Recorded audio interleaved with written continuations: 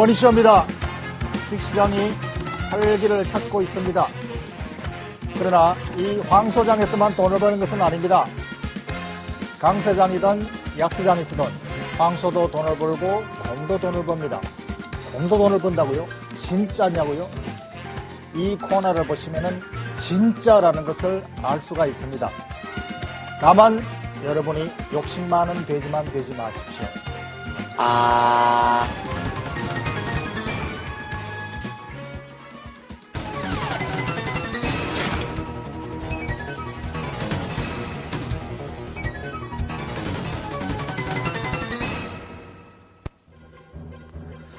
오늘 아침 미국 정시를 보니까 그동안에 구름 속에 갇혀있던 정시가 활짝 갠 느낌입니다.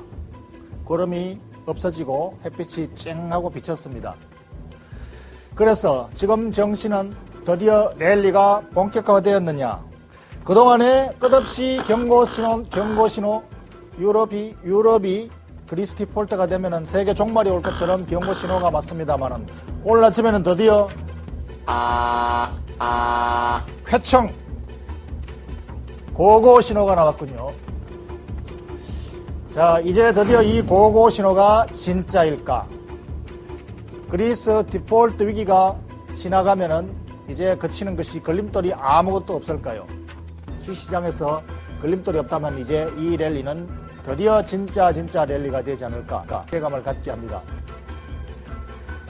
그리스 구제안이 해결될 것이라는 것은 어느 정도는 미리부터 조금은 기대했습니다만은 날짜가 다가올수록 보통 이러한 불확실성은 더욱더 확실성으로 나타나는 것이죠. 그러나 이 확실성이 나오고 나면은 그 다음부터는 추가적으로 뭔가 좋은 재료가 있어야 되는데 재료 노출 효과 이렇게 또 작용을 합니다. 불확실성 요인에서 불확실성이 거치고 나면은 재료 노출 효과로 해서 시들해집니다. 그것이 지금 현재 시장에서 우리가 당면해서 진단을 하고 넘어가야 될 요인입니다.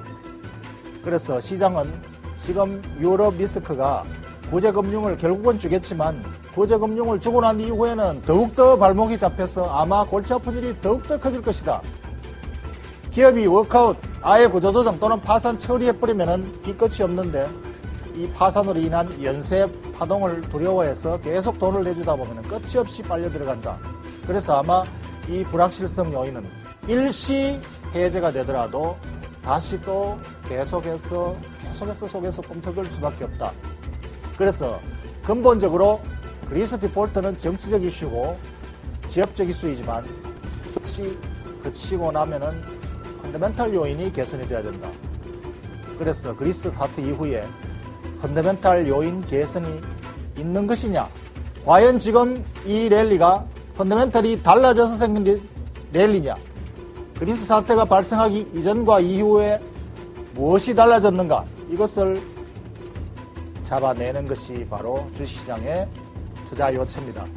그래서 지금 현재 세계 정시의 가장 대표주종의 대표자라고 할 수 있는 미국의 애플, 지난 금융위기 이후에 세계 경제를 살려낸 그야말로 주역이지요. 이 애플 주가가 그리스 사태 이전부터 연초 이후에 벌써 고점을 찍고 하향 추세로 들어갔습니다.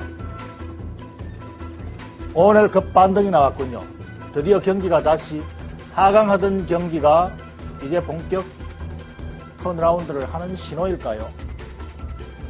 주가가 왜 한꺼번에 떨어지지 않고 이렇게 떨어졌다가 올랐다가 이렇게 떨어지는 걸까요? 주식시장은 투자 심리가 90%다. 이러한 말이 있지만 그 말이 실제로 사실입니다. 그래서 투자 심리가 어두우면은 주가는 계속 떨어지게 되는 것이 바로 심리 때문에 계속 팔고 다른 사람이 파니까 나도 팔고 기관이 파니까 개인도 팔고 개인이 팔면 또 기관도 팔게 되는 것이죠. 그래서 이 심리적 요인, 이 두려움으로 인한 심리적 요인이 그동안 주가 하락세를 더욱더 부추겼다. 그래서 두려움으로 인한 낙폭 과대가 있었다라는 것이 심리 요인입니다. 그래서 지금 반등은 이러한 두려움의 해소로 인한 반등이 가장 큰 요인이고 그 뒤에 펀더멘탈 요인의 변화가 있느냐, 개선이 있느냐가 두 번째 요인입니다. 그래서 그것을 살펴봐야 되겠죠. 지금 미국의 애플이 떨어지니까 심리적 요인으로 우리 삼성전자도 같이 떨어졌습니다. 비교 차트를 보시면 애플이 떨어지는데 삼성전자가 왜 떨어지느냐? 애플이 파니까 삼성전자도 팔고 펀드 매니저가 애플을 팔면 삼성전자 매니저도 펀드 매니저도 삼성전자도 팔게 되는 것입니다. 그래서 애플의 고점이 계속 하향 추세로 들어가 파는 추세이기 때문에 삼성전자도 계속 팔게 되는 것이죠. 대장이 파니까 밑에 이등주는 더욱더 심하게 가파르게 떨어지는군요. 그래서 이러한 요인들은 고점이 낮아진다는 것은 어쨌든 하강 추세로 들어갔다는 것이고 이것은 이미 연초에 세계 경기에 대한 둔화를 주가가 먼저 예고했다라고 볼 수 있습니다. 그래서 드디어 하락 후 반등, 하락 후 반등, 반등 후 하락, 반등, 하락. 드디어 또 반등했는데, 야, 이제 이 반등 이후에 하락이 아니고 반등을 계속 이어갈 것인가? 애플의 반등에 따라서 삼성전자의 반등도 계속 이어갈 것인가? 이 랠리는 드디어 진짜 랠리로 들어갈 것인가, 들어갔는가가 지금 투자자들이 가장 궁금한 사항이겠죠.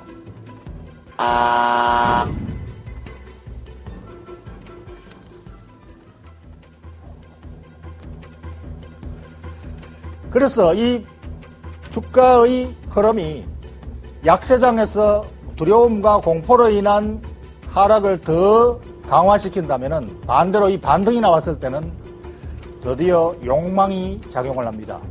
그래서 주식시장에서는 두려움과 욕심이 90%를 지배한다라고 하는 것이죠. 그래서 반등장에서는 항상 이 반등 랠리가 진짜인 것처럼 환호를 하고 매우 강하게 작용을 합니다. 그것이 바로 투자 심리죠. 그러나 이 반등이 진짜인가 가짜인가는 펀더멘털 변화가 있는가를 따져봐야 됩니다. 그리스 사태가 긴급히 자금 수요를 한다고 해서 유럽 경제가 달라질 게 있을까요? 유럽이 만약에 그리스 사태가 디폴트를 한다면 연관된 은행들이 같이 파산을 할 것이고 또 거기에 연관된 미국은행도 파산을 할 것이고 거기에 따라서 자금 애로를 겪는 기업들까지도 애로를 겪게 되고 모두가 수렁으로 들어갈 것이다라는 두려움이 작용했던 것이죠.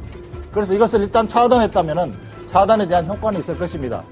그러나 지금 현재 이 차단이 근본적인 치유가 아니고 일시방편이기 때문에 여전히 펀더멘털은 변화가 없다라는 것이 에코노미스트들의 견해입니다.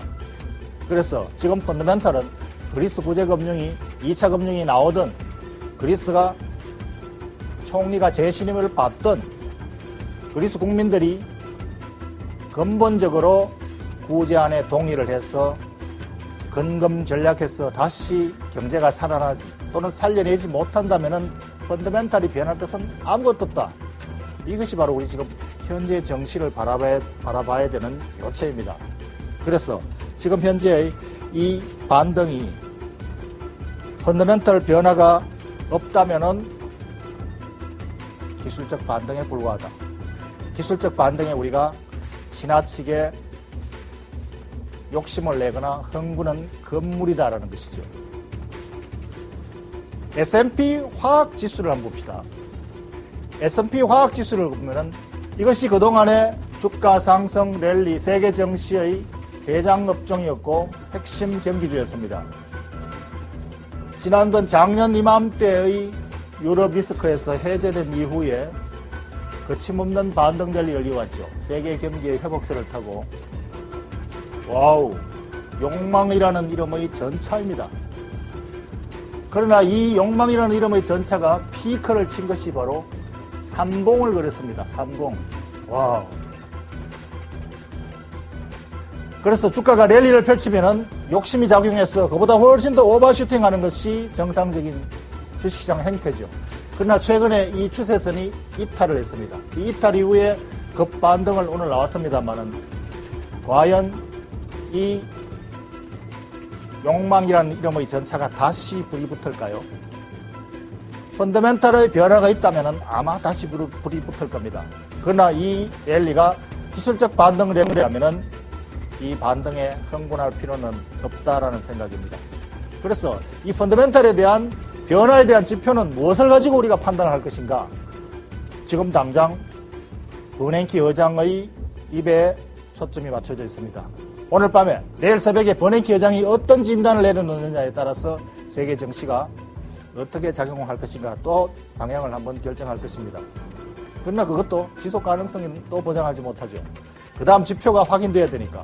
이 지표가 바로 2분기 실적입니다만은 실적에서 확인되지 않기 전에는 모두가 추측일 뿐입니다. 그래서 예측하는 사람들이 얼마나 신뢰성이 있는가. 지금은 버냉키 의장이 가장 신뢰성이 있는 사람입니다. 그런데 그보다 더 선행지표가 있습니다. 그것이 바로 국제유가죠.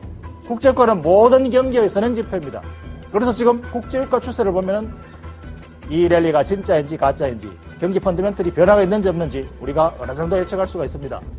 국제유가. 국제유가야말로 바로 이 화학주의 랠리의 선행지표였죠. 이 국제유가와 화학주는 동반해서 랠리를 펼쳐왔습니다. 그러나 이 국제유가는 최근에 고점에서 벌벌이 꺼지고 있습니다. 이 가격 하락이 다시 반등하는데 다른 지표들은 지금 반등을 합니다만 국제유가는 별로 반등을 못하고 있거든요. 아마 지난 저점 수준까지는 최소한 더 떨어져야 될 것이다 한다면 펀더멘탈 변화가 없는 반등이라고 볼 수가 있죠. 그래서 이 화학주, 유화주, 석유화학주, 정유화학주의 랠리는 고점에서 꺾이고 있다.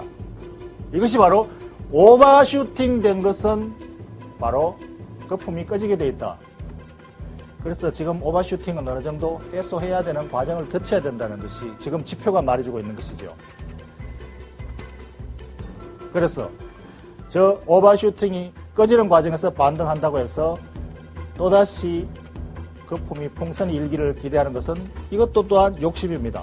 그래서 지금 지나친 기대, 경기가 아무리 좋더라도 지나친 기대에 의해서 앞서간 것은 바로 가치의 덫에 걸린다라는 것이죠. 지금 유화주는 가치의 덫에 걸려 있습니다. 지나친 기대가 오버슈팅을 한 것이죠. 그래서 아마 이 가치의 덫에서 빠져나오는 시간은 어느 정도 거품이 해소되는 과정을 겪을 필요가 있다라는 진단입니다. 지나친 낙관적인 기대에 욕심을 내는 것이죠. 낙폭과대로 인한 반등에 대한 지나친 기대를 건물이라고 한다면 그렇다면 지금 어떻게 접근해야 될 것인가? 실질에 접근해야 됩니다. 무엇이 진짜인가? 만약에 지난 두려움으로 인해서 지나치게 떨어진 주가가 회복한다면 이것은 진짜 랠리일 겁니다. 그래서 지금 반등하는 것 중에서 지나친 기대감에 의해서 반등하는 것이 아니라 지나친 두려움으로 인해서 지나치게 하락했던 실적 가치에 비해서 낙폭이 지나쳤던 주가가 반등한다면 그것은 진짜 랠리다. 그런 쪽으로 접근한다면 이번 랠리를 즐길 수가 있습니다. 그 예로 미국의 캐터필러는 미국 경기 대표주면서 중국 경기 대표주입니다. 그래서 지금 유럽 사태가 해결된다고 해서 중국이 긴축을 멈추느냐? 그거와는 별로 상관이 없는 얘기입니다. 중국은 과열 경기를 시키기 위해서 어느 정도 긴축이 필요하고 이 긴축이 마무리가 되는 순간에 다시 세계 랠리가 다시 이어지고 세계 경기가 다시 활력을 찾는다. 그렇기 때문에 중국에 대한 지표가 바로 경기의 대표 지표가 됩니다. 그래서 이 캐터필러는 중국 긴축의 영향을 받고 미국의 주택 경기의 영향을 받습니다. 그러나 이 주가 역시 최저점 경기선의 마지막 저점에 부닥쳐서 반등을 하고 있습니다. 그래서 만약 캐터필러가 중국 경기 위축에 대해서 지나친 우려로 인해서 기업 가치보다 주가가 더 많이 떨어졌다면 저 반등은 의미가 있는 반등일 것입니다. 우리 국내 두산인프라코아는 캐터필러와 똑같은 성격의 주식이고 똑같은 세계 경쟁을 하고 있는 동종 회사입니다. 그래서 두산인프라코아가 캐터필러가 떨어지기 때문에 펀드 매니저들이 두산 캐터필러를 팔기 때문에 두산인프라코아를 같이 팔아치웠다면 이 주가의 급락은 지나친 과대 하락이죠. 그래서 지금 현재 이 주가 수준은 두산인프라코아의 이번 2분기 실적의 PER 8배 수준으로 떨어져 있습니다.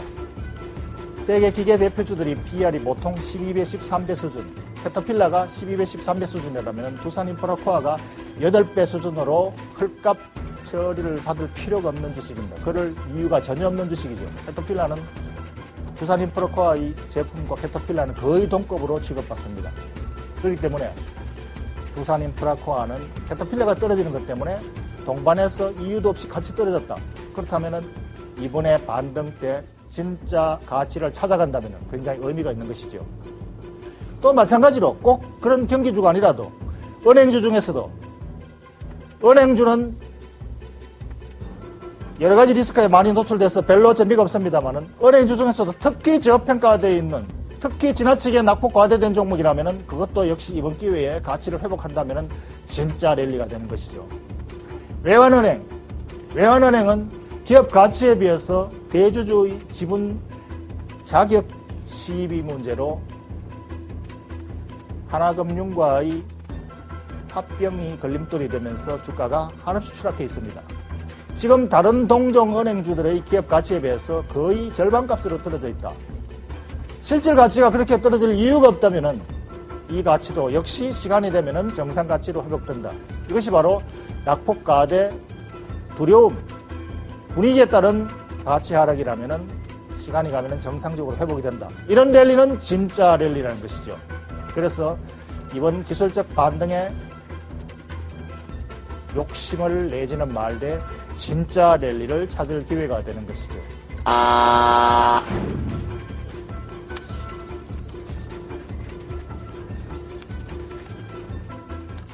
마지막으로 투자 포인트 정리하겠습니다.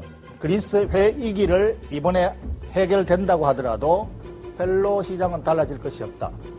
기술적 반등은 물론 다른 상황이지만 실제로 펀더멘털이 달라질 것은 별로 없다. 그래서 지금의 기술적 반등에 욕심으로 다시 덤벼들이는 것은 건물입니다. 욕심을 자제해야 투자 수익을 잘 낼 수가 있습니다. 이 랠리가 진짜 랠리인지 아닌지는 아마 2분기 실적에서 확인시켜 줄 것입니다. 그때까지는 수급 가격 동향으로 선행지표를 살펴보고 은행기 여장의 내일 발표에 귀를 기울여 보십시오. 아마 조만간 랠리의 진짜 예보가 판가름 날 것입니다. 그때까지는 기술적 반등에 지나치게 욕심을 내지 마십시오. 다만 낙폭 과대 기업 가치에 대해서 현저히 저평가되어 있는 2분기 실적에서 확인이 될 종목, 그런 종목에 진짜 랠리가 있다. 진짜 랠리를 즐기시기 바랍니다.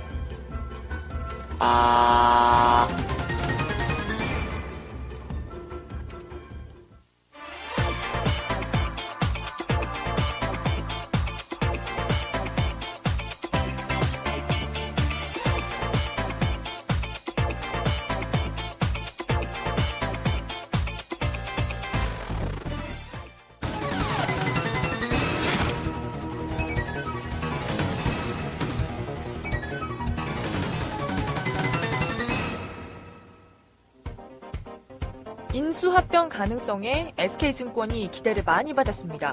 하지만 공정거래법 개정안 통과 결론도 나지 않았고 그룹 내에서 매각 방향도 결정되지 않았다고 하니 보수적으로 전략을 세워야 하는 게 맞을까요?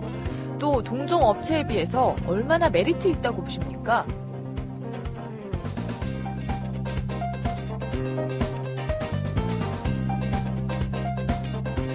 SK증권 M&A 이슈 플레이라는 것은 그야말로 단기 트레이딩이고 모멘텀 플레이죠. 모멘텀 게임입니다. 이것은 SK증권이 주인이 어떻게 바뀌느냐라는 것은 불확실성이 아니라 이것은 하나의 게임에 불과합니다. SK증권이 주인이 누가 된다, 이것이 이슈가 되는 것은 외부 적대적 M&A나 외부 우호적 M&A라도 특히 현재의 기존의 SK그룹보다 훨씬 더 강력하고 자금을 투입해서 기업 가치를 살려낼 수 있는 기업이 매우 거대한 공룡이 아마 인수를 해서 야심차게 새로운 성장 전략을 구사한다면 그것은 장기적으로 추가적인 호재 요인이 되어서 기업 성장 가치를 조금 더 부여할 수 있는 요인이 되겠지만 지금 SK증권이 그룹사 내에서 주인이 누가 바뀐다고 해서 기업 가치가 달라질 것은 아무것도 없습니다. 다만 그냥 M&A 이슈라는 하나의 모멘텀 플레이를 하는 게임을 벌이기 때문이죠. 그래서 이러한 것은 그야말로 게임으로 접근하시기 바랍니다. SK증권 기업 가치, 증권사의 기업 가치는 증권사의 가치 원칙대로 PER로 평가를 하셔야 됩니다. 그래서 SK증권에 대한 지나친 모멘텀 플레이, 투수에게 별로 재미가 없습니다.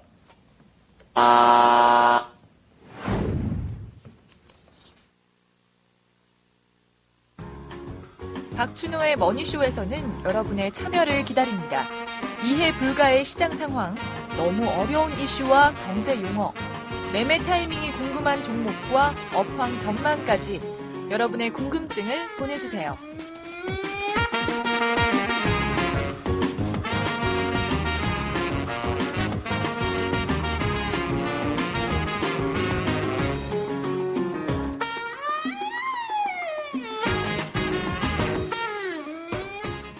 투자자한테 참 좋은데, 진짜 좋은 종목인데 어떻게 표현할 방법이 없네.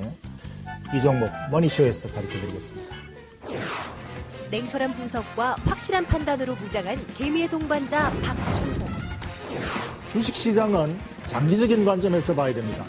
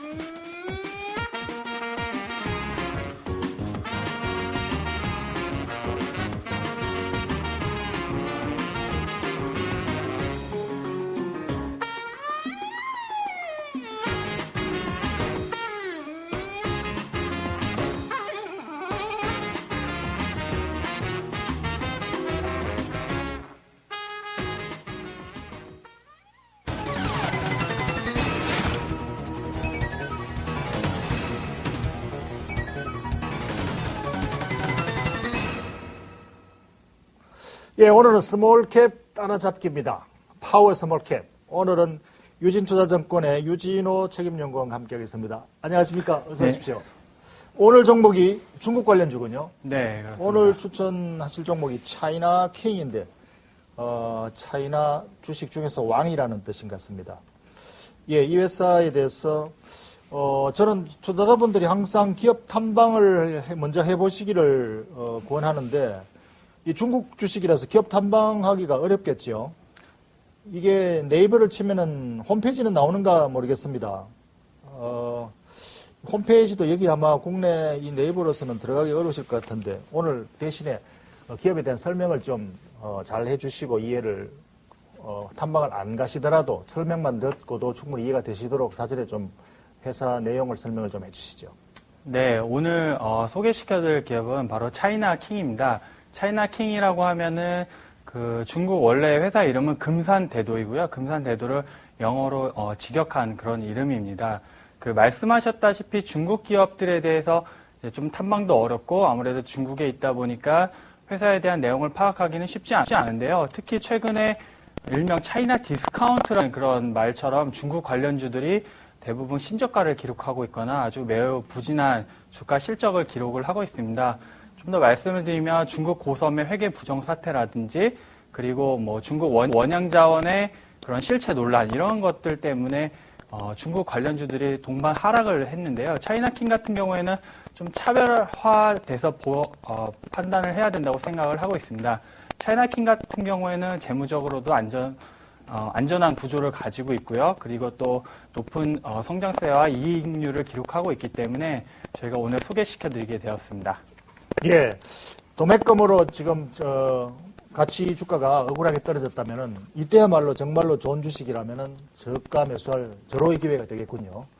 예, 그렇다면은 이 차이나킹의 투자 포인트 추천 사유를 좀 설명해 주시죠. 네, 차이나킹 그 회사 설명을 드리면요. 바로 동충하초라는 건강 보조 제품, 식품을 제조하는 회사입니다. 동충하초가 한국 사람들에게는 낯선데요. 우리나라, 중국에서 일명 한국인들의 그 홍삼에 대한 믿음이 대단하듯이 중국인들은 동충하초에 대한 믿음이 대단합니다. 예전에 중국의 올림픽 대표 수영 선수들이 동충하초를 먹고 좋은 성적을 거뒀다는 얘기가 있을 만큼 동충하초에 대한 중국인들에 대한 믿음은 대단한데요. 차이나킹은 바로 이 동충하초를 추출, 배양해서 건강 보조 식품을 만들고 있습니다. 중국의 그 건강 보조 식품 시장은 전 세계 2위입니다. 미국에 이어서 2위를 기록하고 있고요. 2020년까지 연평균 10% 이상의 성장을 할 걸로 기대가 되고 있습니다. 따라서 중국의 성장과 함께 수혜를 볼 수 있는 그런 아이템을 가지고 있어서 차이나킹이 고성장세와 고이익률을 유지할 걸로 예상을 하고 있습니다. 아니 그러면은 중국인들이 동충하초를 한국이 홍삼이나 인삼을 좋아하듯이 그만큼 좋아한다면은 같은 유사 동종업체들이 굉장히 많을 텐데요. 네. 그러면 그 동종업체 이게 회사가 우리 한국의 홍삼 그 회사처럼 독점 전매사업처럼 독점하는 건 아닐 테고. 예, 독점하는 건 아니고요. 예. 이제 중국의 건강식품 그런 시장은 이제 최근에서 좀 각광을 받기 시작했는데 왜냐하면 GDP가 성장하면서 그 이제 국민들이 건강에 대한 돈을 쓰기 시작했고 건강 보조식품에 대한 그런 소비를 하기 시작을 했기 때문에 중국 건강식품 산업은 그렇게 우리나라 같이 발전한 상태는 아닙니다. 우리나라의 대표적으로 홍삼은 정관장, 그다음에 KTNG 같은 그런 회사들이 있는데요. 그 중국에서는 동충하초 이 추출하고 배양하는 기술이 매우 중요한데 이렇게 추출하고 배양할 수 있는 기술을 가진 회사가 많지가 않습니다. 그 중에서 대표적으로 차이나킹이 그런 기술을 보유하고 있고요. 또한 이렇게 한국 시장에 상장이 되어 있기 때문에 투자가분들께서는 그러한 건강 보조식품 회사, 그다음에 중국의 고장세에 대해서 대표적으로 투자할 수 있는 그런 회사라고 말씀을 드리겠습니다. 예. 그렇다면 이 회사의 고성장, 식품회사로서 고성장하기가 상당히 드문 일인데, 지금 중국에도 헬스케어가 아주 네. 열풍을 불고 있는 모양이군요. 그러면 지금 이 성장 추세가 앞으로, 지난 3년간 매우 높은 성장을 했고, 앞으로도 지속 가능한 성장인지, 거기에 네. 대해서 진단을 좀 해주시죠. 예, 그 성장성에 대해서 좀 말씀을 드리면 차이나킹이 최근에 신제품이 영생활력이라는 신제품을 출시를 했습니다. 신제품인 만큼 좀 더 이익률이 개선이 됐고요. 그다음에 최근에 차이나킹 같은 경우에는 총 판매 대리점을 통해서 판매를 하고 있는데요. 최근에 2개의 총 판매 대리점을 추가를 했습니다. 따라서 매출처가 늘어난 점 그리고 그 신제품 출시로 인해서 영업이익률이 개선된 점을 고려해 봤을 때 2011년에도 그리고 내년까지도 계속 고성장세와 이익률을 유지할 수 있는 걸로 파악을 하고 있습니다. 예, 영업이익률이 무려 40%가 넘는군요. 예, 그렇습니다. 그 영업이익률이 작년 같은 경우에는 40%대였고요. 올해는 마케팅비가 그 신제품 출시에 따라서 증가하면서 마케팅비가 조금 증가하면서 이익률은 감소할 수 있지만 전체적으로 매출 볼륨이 커지는 효과에 따라서 이익은 역시 그 고성장세를 이어갈 걸로 예상을 하고 있습니다. 예. 그러면은, 이 실적에 대한 기업 가치를 얼마나 매기고 계시는지요? 예, 먼저 기업 가치 말씀드리기 전에 올해 그 회사가 6월 결산 회사입니다. 따라서 2012년 6월 결산 실적을 좀 더 말씀을 드리면 매출액은 2,213억 원으로 33% 증가, 영업이익은 797억 원으로 25% 증가, 그리고 순이익은 531억 원으로 21% 증가할 걸로 예상을 하고 있습니다. 회사에 대한 가치를 좀 말씀을 드리면 연평균 40%의 매출 성장세를 이어가고 있고요. 말씀하신 것과 같이 이익률이 35%가 넘어갑니다. 비록 중국 회사에 대해서 한국 시장에서 디스카운트를 적용한다고 하더라도 현재 PR이 3.4배 수준입니다. 매우 저평가되어 있다고 판단을 하고요. 회사 재무구조를 좀 더 말씀드리면 부채 비율은 11%대입니다. 그리고 순현금도 많이 가지고 있고, 그 다음에 회사의 주요 제품인 영생활력, 건강보조식품 같은 경우에는 안정적으로 GDP 성장과 함께 매출이 증가할 수 있는 그런 아이템을 가지고 있다는 점을 고려해보면 매우 안정적이고 고성장을 기록하고 있고 영업이익률도 높은 그런 알짜 회사라고 말씀을 드리겠습니다. 예, CPR이 3.5배. 중국 주식은 대부분 35배가 넘는 걸로 알았는데 이것은 3.5배군요. 예, 그렇습니다. 보통 중국 회사들이 고평가를 받고 있는데 그거는 이제 중국 A주라든지 그다음에 홍콩에 상장된 주식들이 보통 20배, 30배 넘어가는 밸류에이션을 받고 있고요. 다만 한국에 상장된 중국 기업들 같은 경우에는 최근에 주가 하락이 많이 하락을 해서 보통 5배, 6배 그 정도 수준에서 거래가 되고 있습니다. 차이나킹도 일명 차이나 디스카운트를 받았기 때문에 현재 PR이 3.4배 수준입니다. 예. 그렇다면 리스크 요인으로 만약에 실적이 지속 가능하다면 이 3.5배라는 것은 그야말로 현재의 저평가된 가격인데 혹시나 이 실적에 대한 불안한 변동성 리스크가 있어서 이만큼 저평가된 건 아닌가요? 예, 말씀하신 것과 같이 바로 저평가된 이유는 바로 중국 회사라는 점입니다. 한국 투자가들이 중국 회사에 대해서 속속들이 한국 회사들처럼 파악하기는 쉽지 않은 면이 있고요. 그 다음에 아무래도 최근에 미국이나 홍콩에 상장된 중국 기업들이 회계 부정이라든지 그 다음에 매니지먼트 리스크 때문에 많이 그런 디스카운트를 받는 요인이 있습니다. 분명 우리나라에서 중국 기업에 대해서 그렇게 속속들이 알기 쉽지 않다는 점이 가장 큰 디스카운트 요인이고요. 예. 제가 오해로 인한 디스카운트다. 예, 그렇습니다. 예. 그 다음에 말씀하신 실적이나 이익률 같은 경우에는 말씀드린 것 같이 아이템이 중국 건강보조식품이고요. 중국 GDP가 연평균 10% 이상 성장하는 고성장세를 감안을 하면 실적 면에서는 이와 같은 말씀드린 수치 정도는 달성할 수 있는 걸로 예상을 합니다. 예.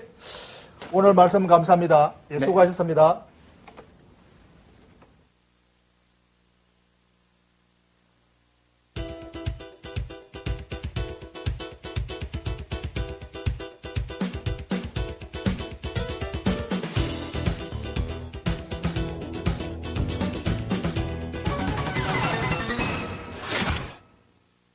예, 투자 포인트 마지막으로 다시 한번 정리하겠습니다. 그리스 위기 해결되었느냐고요? 물론 되었다고 판단해도 좋습니다. 그러나 실질적인 정치적 해결 이후에도 펀더멘탈로는 별로 달라질 것이 없다. 그래서 이번 반등 랠리는 기술적 반등 랠리. 기술적 반등 랠리에 지나친 욕심을 부리는 것은 금물입니다. 진짜 랠리는 2분기 실적에서 확인시켜 줄 것입니다. 2분기 실적에 대한 확인으로 우리가 미리 접근할 수 있는 낙폭 과대 우량주 이러한 종목들에 접근한다면 이번 랠리에 진짜 랠리 종목을 찾아낼 수가 있습니다.